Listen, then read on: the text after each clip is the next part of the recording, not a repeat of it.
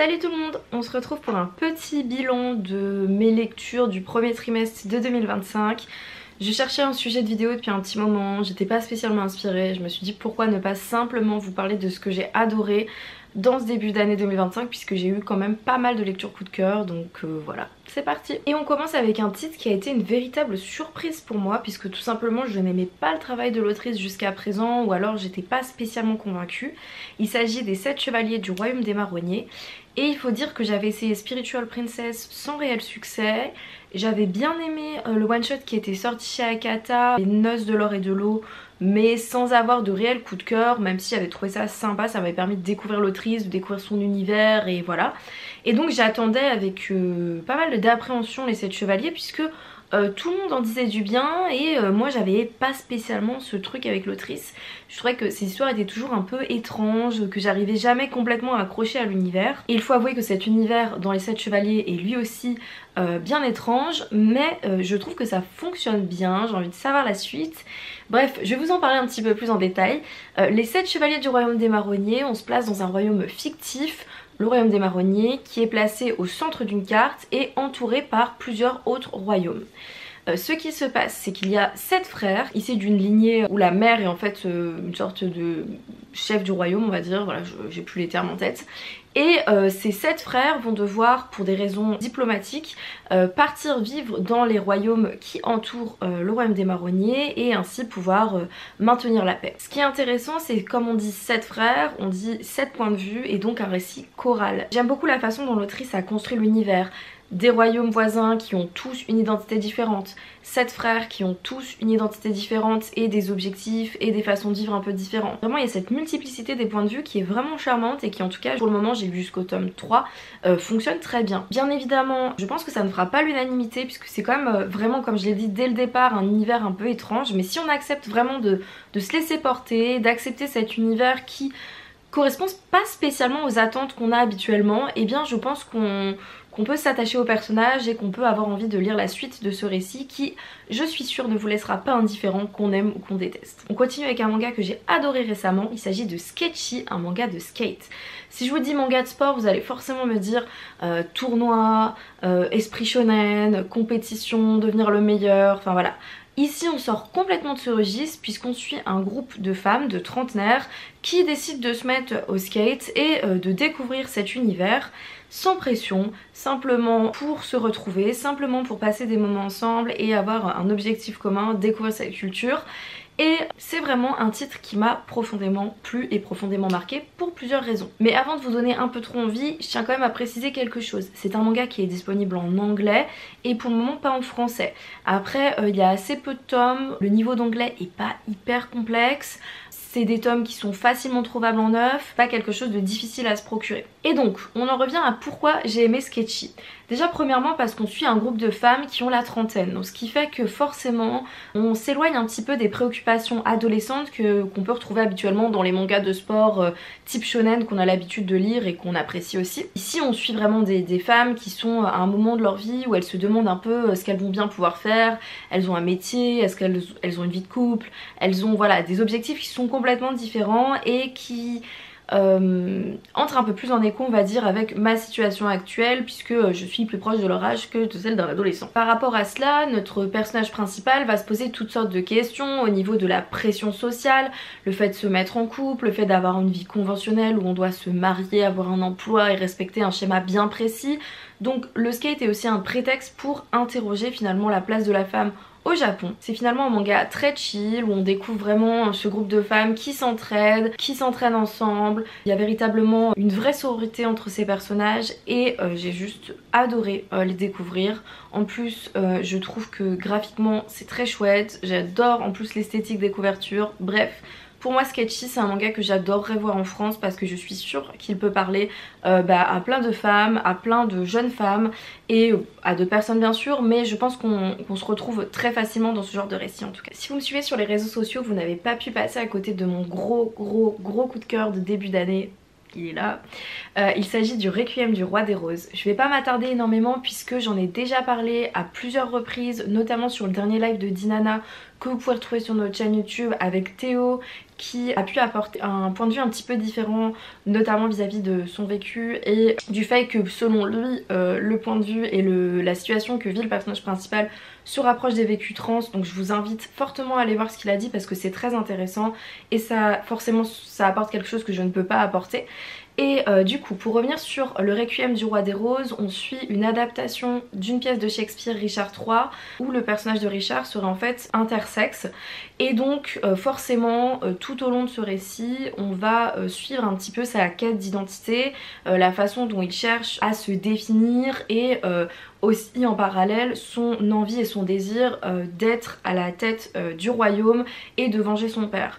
C'est vraiment un récit tragique, palpitant, très sombre où on adore autant qu'on déteste Richard et j'ai juste adoré, mais adoré ce récit. J'ai été tellement captivée par le personnage de Richard qui est touchant, parfois très dur et en même temps tellement humain que j'ai vraiment juste adoré cette série et je suis tellement heureuse d'avoir pu m'intéresser à ce titre parce que je l'avais mis un petit peu de côté, j'en avais entendu parler mais je m'arrêtais un peu sur ces couvertures un peu dark, un peu émo et je me disais que c'était pas forcément mon style, mais vraiment foncez dessus. Et d'ailleurs il fait partie des shoujo qui sont malheureusement classés en CNN, mais c'est bien un shoujo donc penchez-vous là-dessus, foncez voir ce qu'on a dit avec Théo sur le live de Dinana parce que ça vient vraiment approfondir ce que j'ai dit très rapidement ici.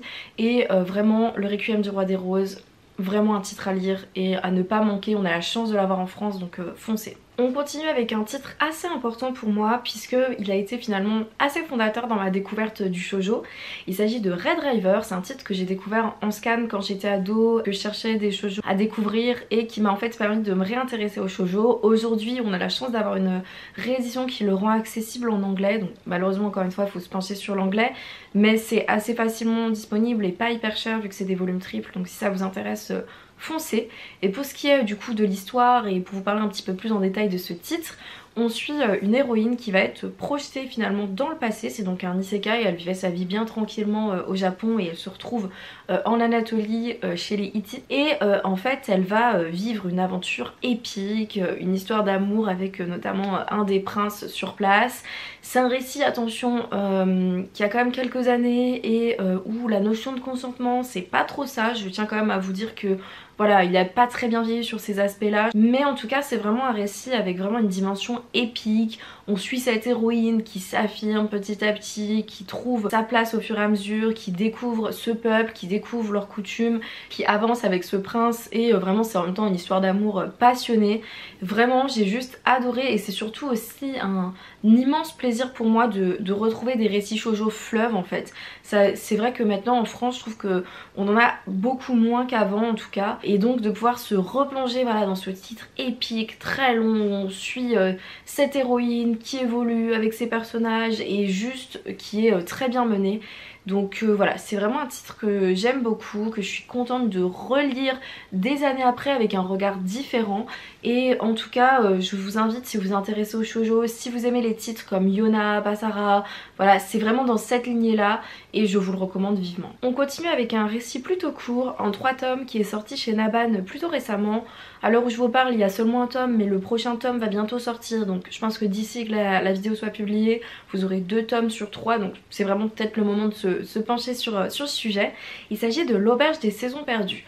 Alors il faut savoir que ce titre m'intéressait depuis vraiment très longtemps, depuis le moment où avec mon amie Laureline on s'était dit qu'on allait lire tous les titres du Flowers puisqu'on aime bien ce magazine et on s'était dit que voilà on allait un peu chercher cela. Et du coup on était tombé sur ce titre là qui n'était malheureusement pas disponible à cette époque, j'avais pas pu le lire. Je suis vraiment hyper contente de le voir chez Naban et je n'ai pas été déçue avec ce premier volume. En effet on se place dans une auberge un petit peu étrange où la personne qui gère cette auberge est une figure un peu mystérieuse. On sent qu'il y a vraiment une aura un peu étrange autour d'elle. Les gens se retrouvent un peu par hasard dans cette auberge, ils comprennent pas pourquoi et on leur dit que une fois qu'ils sont dedans c'est parce qu'ils ont perdu quelque chose et qu'ils doivent essayer de le retrouver. C'est donc l'occasion pour eux de prendre une pause, de regarder leur vie et de s'interroger, de chercher finalement ce qu'ils ont manqué, ce qu'ils cherchent. J'en dis pas plus pour pas spoiler mais je pense que vous avez compris un petit peu la direction dans laquelle ça va. En tout cas c'est un titre assez émouvant. Dans le premier tome, chaque chapitre est presque autoconclusif, mais on en apprend un petit peu plus au fur et à mesure quand même sur cette auberge. On suit différentes histoires, différents vécus qui s'entremêlent, et j'ai trouvé que c'était un titre touchant, en tout cas pour le moment bien écrit, bien réalisé et plutôt court, donc c'est aussi l'occasion de découvrir un titre sans trop se ruiner. Donc voilà, n'hésitez pas. Moi j'ai vraiment aimé ce titre, en plus Nabhan c'est un petit éditeur qui a quand même l'audace de sortir des titres variés, donc si ça vous intéresse, foncez le découvrir parce que moi j'ai pas été déçue, j'ai trop hâte de pouvoir lire le tome 2. On s'éloigne un tout petit peu du manga avec un webtoon que j'ai adoré, qui est publié en France et qui je crois ne se vend pas très bien, donc si ça vous intéresse, vraiment ne passez pas à côté de ce titre parce que moi j'ai adoré. Il s'agit du professeur qui lisait des histoires d'amour. Alors, c'est un peu compliqué de vous expliquer cette histoire parce que vraiment il y a toute une question de secret, de personnages qui se connaissent sans réellement se connaître. Voilà, il y a tout un mystère autour et on essaye un petit peu d'avancer dans cette histoire en faisant des liens entre les personnages et c'est un petit peu complexe. Mais pour vous résumer les choses de façon très simple, le professeur qui lit des histoires d'amour est notre personnage principal. C'est un homme qui a environ la soixantaine et donc il y a un véritable contraste entre son image qu'il donne, à savoir un professeur respecté, un homme soixantenaire qui lit en fait sur son téléphone des petites romances, qui adore ça. En parallèle, au niveau de sa vie personnelle, sa femme est décédée depuis de nombreuses années, il a dû élever ses 2 filles seules et il vit avec l'une de ses filles qui a à peu près la trentaine si je dis pas de bêtises, et qui lui cache quelque chose d'un petit peu difficile à avouer, en tout cas à un père, je pense, dans ce contexte et dans cette société, puisqu'en fait elle est lesbienne. C'est un peu le sujet tabou. Ce qui est vraiment intéressant, c'est que on va se rendre compte au fur et à mesure que tous les personnages sont plus ou moins liés, que ce soit le professeur, sa fille et les personnages qui gravitent autour, et que en fait la seule chose qui les sépare c'est cette espèce de secret entre son père et sa fille. Et alors je me prononce un petit peu sans savoir puisque pour le moment j'ai lu seulement le début, le manga est en cours de parution en France. Le webtoon est encore de parution en France. Mais pour le moment, on a vraiment le sentiment que ce professeur, par le biais des histoires qu'il lit, va pouvoir découvrir le secret de sa fille et pouvoir peut-être l'accepter. Ça va permettre de créer une discussion entre eux. J'ai vraiment aimé le personnage principal que j'ai trouvé touchant, que j'ai trouvé intéressant. Vraiment voilà, ce contraste dans sa personnalité entre l'image qu'il donne et ses propres goûts. Et en parallèle, sa fille qui elle aussi montre une image publique et en fait en parallèle vit une romance avec une femme et ne l'avoue pas. J'aime vraiment ce titre parce que voilà, il y a ce propos autour de l'image qu'on véhicule et ce qu'on vit réellement. J'ai vraiment hâte de découvrir comment ce père et cette fille vont finalement réussir à s'avouer leur secret, parce que le père aussi cache des choses à sa fille, et comment ils vont pouvoir évoluer dans leur relation pour qu'elle soit finalement plus saine. J'adore le fait qu'il y ait en parallèle une romance lesbienne qui avance en toile de fond, et juste vraiment c'est un titre que je trouve intéressant. Je trouve qu'il développe bien les thèmes qu'il propose, qui je pense est assez différent de ce qu'on peut voir actuellement dans le paysage BD manga. En tout cas je l'aime beaucoup. Je suis pas hyper fan du style graphique, mais il a au moins, je pense, un charme qui en tout cas se détache de l'image du webtoon qu'on peut avoir, donc ça pourra vous plaire si vous n'êtes pas habitué au webtoon. Mais vraiment un titre à ne pas manquer. Je trouve que c'est assez difficile d'en parler, j'espère que vous avez un peu compris ce que j'aimais dans ce titre là, et en tout cas j'espère que vous vous pencherez dessus parce que les tomes mettent du temps à sortir. J'imagine que vraiment c'est pas le titre qui se vend le plus. Voilà, il faut qu'il trouve un petit peu son public, parce que si finalement l'éditeur finit par l'arrêter ou le mettre un peu de côté, et ben ce serait dommage, on veut la suite quoi. Et on continue avec un autre immense coup de cœur qui pourtant, je dois avouer, j'étais un petit peu réticente à débuter ce récit, puisqu'il s'agit de Barbara de Moto Hagio et qu'on m'a toujours dit que c'était un titre un peu difficile. Les premiers chapitres il fallait quand même se forcer un petit peu pour rentrer dedans, voilà, donc j'avais un petit peu d'appréhension à découvrir ce titre, et comment vous dire que j'ai été vraiment agréablement surprise. Déjà dans un premier temps parce que j'ai eu aucun mal à me lancer dans le récit, effectivement quand même un univers dense dans lequel il faut accepter de se laisser porter, mais j'ai finalement été complètement captivée par l'univers que développe Moto Hagio. Et donc on va parler un petit peu plus en détail de cet univers et de l'histoire. Au début de l'intrigue, on se trouve sur une île où la vie est idyllique, où tout se passe bien, et on suit une petite fille qui s'appelle Aoba. Vraiment sa vie est parfaite. Par la suite, on va se rendre compte que cette petite est en fait dans un rêve et qu'elle est enfermée dans ce rêve depuis de nombreuses années, on n'arrive pas à la réveiller, et on va suivre un père et son fils, Tokyo qui est le père et qui est spécialisé voilà, dans l'étude de ses rêves et qui se plonge dans les rêves des autres, et son fils qui étrangement, on ne sait pas exactement pourquoi, semble être lié au rêve de Aoba qu'il ne connaît pas, et voilà, il y a toutes sortes de liens qui se créent entre les personnages. C'est vraiment un univers onirique dans lequel il faut accepter de se laisser porter, et c'est vraiment un univers que j'ai adoré. Alors il faut savoir une chose, déjà moi j'ai personnellement pendant longtemps été persuadée que je n'aimais pas la science-fiction, c'était quelque chose que je connaissais mal et j'avais des a priori dessus. Pour moi vraiment gros raccourci mais qui en plus n'a pas trop de sens, mais dans ma tête la science-fiction c'était Star Wars, et en fait je me suis rendu compte que bah, pas du tout, voilà, j'avais juste des gros clichés dans ma tête, et qu'en fait je pouvais vraiment aimer ce genre là. Et Barbara fait vraiment partie de ce que j'aime dans la science-fiction, à savoir, moi je n'aime pas forcément les récits ultra pragmatiques où tout est millimétré, où tout est expliqué, rationnel. Moi c'est pas forcément ce qui me plaît. Par contre j'adore les récits un peu étranges dans lesquels on se laisse porter, dans lesquels les choses s'entremêlent, on n'arrive pas toujours à définir ce qui est vrai, ce qui est faux, ce qui est de l'ordre du rêve, de la réalité, etc.